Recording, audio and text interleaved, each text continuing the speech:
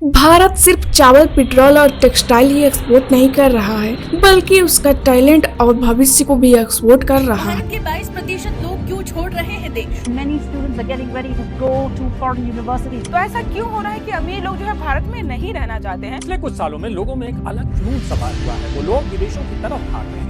2024 में 3 लाख से ज्यादा इंडियंस बाहर के देशों में माइग्रेट हो गए हैं। हमारे देश के इंजीनियर, डॉक्टर, आर्टिस्ट और सेलिब्रिटीज इंडिया छोड़कर दूसरे देशों में जा रहे हैं, वहाँ के जीडीपी में कंट्रीब्यूट कर रहे हैं। हम जब भी देखते हैं कि गूगल का सीईओ इंडियन है, माइक्रोसॉफ्ट और एडोबी का सीईओ भी इंडियन है, तो हमें गर्व होता है। असल में हमें शर्म आनी चाहिए, क्योंकि ये लोग अब्रॉड जाकर दूसरे देशों में सक्सेसफुल हो सकते हैं, लेकिन उनकी इंडिया में किसी को कदर नहीं है। भारत दुनिया का इकलौता ऐसा देश है जो अपने टैलेंट को हर साल खोता है, फिर भी खुश है। आज की इस वीडियो में हम जानेंगे कि आखिर क्यों भारतीय लोग भारत को छोड़कर जाना चाहते हैं। इसमें सरकार और एजुकेशन सिस्टम की क्या गलती है। दोस्तों, बाहर माइग्रेट होने का ट्रेंड 9th सेंचुरी से शुरू हुआ, जब चोल एम्पायर के कारीगर, व्यापारी और पढ़े लिखे लोगों ने पहली बार अपना घर छोड़कर बाहर जाना और रहना शुरू किया। तभी से भारतीयों को कम पैसों में काम करने और सबके साथ न्यूट्रल रहने की वजह से दूसरे देशों के लोगों ने आसानी से अपनाने लगे।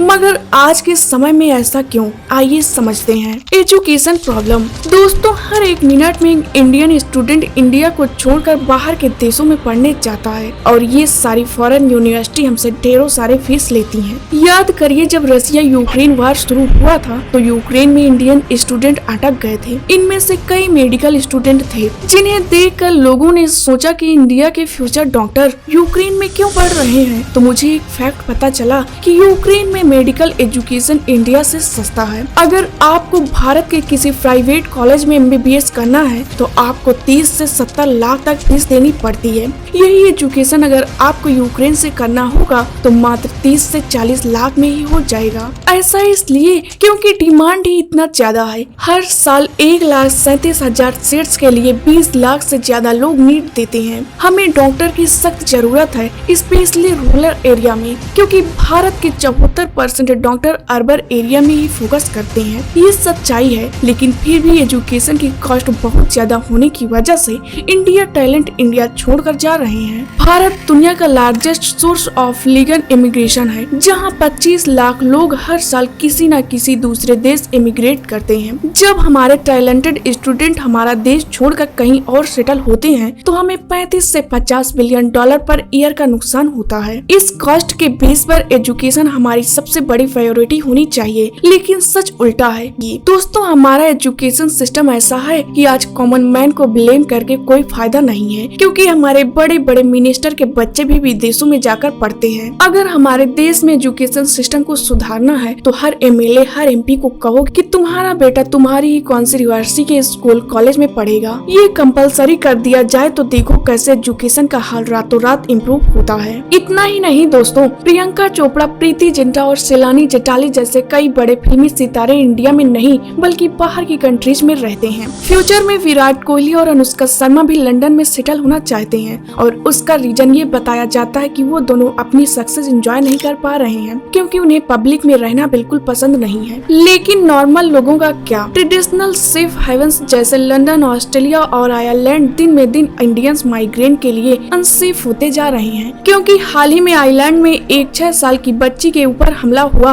और उस पर गो बैक टू इंडिया के नारे लगाए गए। ये अटैक्स इतना बढ़ गए कि नोटिस जारी करना पड़ा कि अगर आप भारतीय हैं तो वीरान सड़कों पर अकेले न जाएं। इसके बावजूद भी लोग बाहर क्यों जाते हैं? दोस्तों, दुनिया का second largest high education system होने के बावजूद भी इंडिया में सिर्फ 5 यूनिवर्सिटी टॉप 500 में आती हैं, जबकि यूएस की 152 और यूके की 90 यूनिवर्सिटी इस लिस्ट में सबसे ऊपर है। 2024 में लगभग 7.6 lakh Indian student higher education के लिए बाहर के देशों में गए हैं, जबकि सिर्फ 40,000 फॉरेन स्टूडेंट इंडिया पढ़ने आए हैं। ऐसा क्यों ना हो? जब पिछले 7 सालों में 70 से भी ज्यादा एग्जाम लीक और स्कैम हुए हैं, तो कोई भी यहाँ अपना फ्यूचर क्यों और कैसे देखेगा? Technical failure failure, last minute में एग्जाम कैंसिल हो जाना या फिर एडमिट कार्ड डिले होना। ऐसे बातों पर जब टीचर्स और बच्चों ने प्रोटेस्ट किया तो उन्हें जवाब के तौर पर पुलिस की लाठी खानी पड़ी। जब इंडिया में मोस्टली ज्यादातर एग्जाम कंप्यूटर बेस्ड टेस्टिंग से लिए जाते हैं तो फिर क्यों 54% स्कूल में इंटरनेट और 57% स्कूल में कंप्यूटर मौजूद ही नहीं है, जिसके कारण सरकार का 13 से 17% पैसा एजुकेशन में अलॉट होने के बावजूद भी 1.52 लाख से ज्यादा गवर्नमेंट स्कूल में आज भी थोड़ी सी बिजली देखने को नहीं मिलती। अगर आप बाहर पढ़ने न जाकर यहाँ से डिग्री लेते हैं और एक अच्छी जॉब लेते हैं तो यहाँ का इंफ्रास्ट्रक्चर आपको मजबूर कर देता है दूसरे ऑप्शन की तरफ देखने पर। दोस्तों, एक टॉप कंपटीशन क्रैक करने के बावजूद बेंगलोर जैसे IT हब में आपको नौकरी मिल जाती है। हफ्ते के 6 दिन आपको ऑफिस में 9 to 6 काम करना है, लेकिन 2 से 3 घंटे आपके चले जाते हैं ऑफिस तक पहुंचने में। जहां देश में मेट्रो सिटीज पुअर प्लानिंग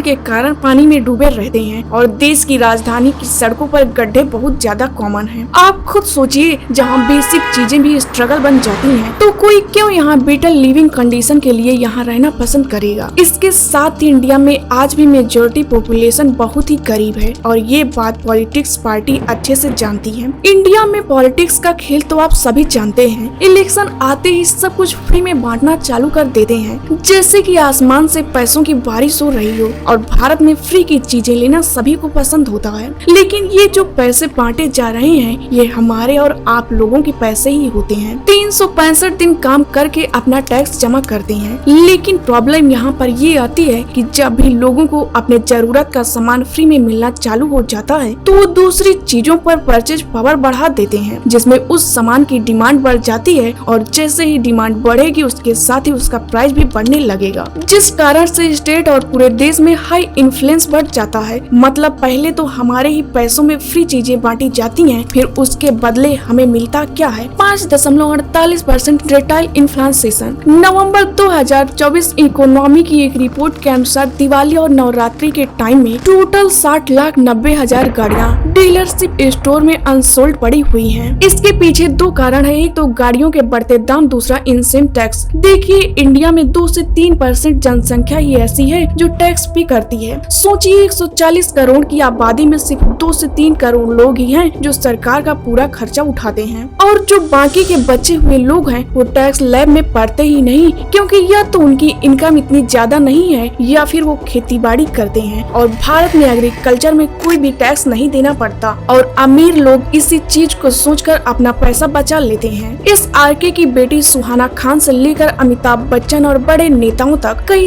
कई बीघा जमीन अपने नाम करते हैं ताकि एग्रीकल्चर इनकम दिखाकर कोई भी टैक्स न देना पड़े। इसीलिए ज्यादातर टैक्स का भार भारत के मिडिल क्लास लोगों के ऊपर पड़ता है, क्योंकि पहला तो उनका एक ही सोर्स ऑफ इनकम होता है, उनकी नौकरी। इसके साथ ही GST का गेम अलग से। आज भले ही 45 डिग्री की गर्मी पड़े, लेकिन AC को लग्जरी आइटम्स बताकर 28% GST लिया जाता है। आपकी पर्सनल इनकम से तो टैक्स काटते ही हैं, लेकिन आपके सेविंग और इन्वेस्टमेंट से भी टैक्स काटी जाती है। और वहीं दुबई और सिंगापुर जैसे देशों में ऐसी स्कीम लाई जाती है जिससे लोग भी खुश हैं और बिजनेसमैन भी। उदाहरण के तौर पर अगर आपको भारत में क्रिप्टो में इन्वेस्ट करते हैं तो चाहे आप कितना भी प्रॉफिट कमाएं, वहां से स्ट्रेट 30% टैक्स आपका काट ही लिया जाता है। वहीं दुबई में क्रिप्टो इनकम पूरी तरह टैक्स फ्री है। क्रिप्टो को तो छोड़िए, वहाँ के पर्सनल इनकम में भी आपको 0 टैक्स देना पड़ता है। सिंगापुर में भी कॉर्पोरेटिव टैक्स बहुत ही कम है, इसीलिए काफी सारे इंडियन स्टार्टअप जैसे फ्लिपकार्ट, वजीर एक्स और मिलाप ने भारत से अपना ऑफिस हटा के बाहर के देशों में शिफ्ट कर लिए हैं। और कई सारे देश तो ऐसे हैं